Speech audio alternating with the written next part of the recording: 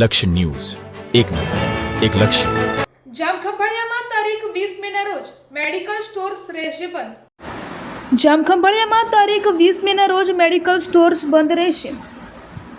Online દવા વેચાણના વિરોધમાં દેશવ્યાપી હડતાલને સમર્થન જાહેર કરાયું.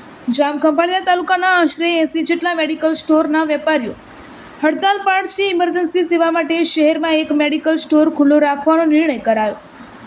ઓનલાઈન દવા વેચાણના વિરોધમાં આગામી 20 મેના રોજ દેશભરમાં મેડિકલ સ્ટોર્સ બંધ રાખવાનું એલાન કરવામાં આવ્યું છે. આ દેશવ્યાપી હડતાલને દેવભૂમિ દ્વારકા જિલ્લાના જામખંભાળિયા તાલુકાના કેમિસ્ટ એસોસિએશને પણ સંપૂર્ણ ટેકો જાહેર કર્યો છે. 20 મેના રોજ જામખંભાળિયાના તમામ મેડિકલ સ્ટોર્સ બંધ રહેશે. મેડિકલ સંચાલકોનું કહેવું છે કે ઓનલાઈન માધ્યમથી થતું દવાનું વેચાણ લોકોના સ્વાસ્થ્ય માટે જોખમી છે. ઓનલાઈન પ્લેટફોર્મ પર ડૉક્ટરના યોગ્ય પ્રિસ્ક્રિપ્શન વિના દવાઓ અપાતી હોવાથી અને આ દવાઓ ડુપ્લિકેટ હોવાની પ્રબળ શંકાઓ કેમિસ્ટોએ વ્યક્ત કરી છે.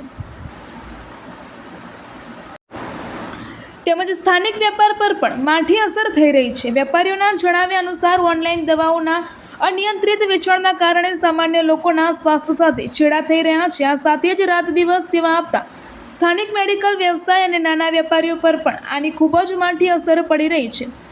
જામખંભાળિયાના સ્થાનિક દર્દીઓની હાલાકી ન ભોગવવી પડે તે માટે વિશેષ વ્યવસ્થા કરવામાં આવી છે. હડતાલ દરમિયાન કટોકટીના સમયે લોકોને તકલીફ ન પડે તે માટે શહેરમાં એક ઇમરજન્સી મેડિકલ સ્ટોર ખુલ્લો રાખવાનો નિર્ણય કરાયો છે. મેડિકલ સંચાલકોની સરકાર પાસે મુખ્ય માંગ છે કે ઓનલાઈન દવાઓનું વેચાણ કાયદાકીય રીતે તાત્કાલિક બંધ કરાવવામાં આવે. રિપોર્ટર ઘનશ્યામસિંહ વાઢેર, દેવભૂમિ દ્વારકા. આગામી 20/5/2026 ઓલ ઇન્ડિયા આપેલ અમારે દવા બજાર બંધનું એલાન છે. જે ઓનલાઈન દવામાં જે નકલી ડુપ્લિકેટ દવાઓ જે આપવાની શક્યતા આવે છે તેની શક્યતા વધારે રહેલ છે. પ્રિસ્ક્રિપ્શન વગેરે અમુક દવાઓ એમાં આવી શકે છે, તો એ બધું દર્દીને નુકસાન કરે છે. એના માટે થઈને અમારી ઓલ ઇન્ડિયા સંસ્થાએ આપેલ બંધ આગામી 20 તારીખે ખંભાળિયા કેમિસ્ટ એસોસિએશનના 80 મેમ્બરો આ બંધમાં જોડાયેલ છે અને તેનામાં આવશ્યક સેવા ચાલુ રહી એના માટે એક મેડિકલ સ્ટોરની વ્યવસ્થા કરેલ છે, જેનાથી કરી અને દર્દીને કોઈ તકલીફ ના પડે એની ટોટલ અમે ધ્યાન રાખીશું.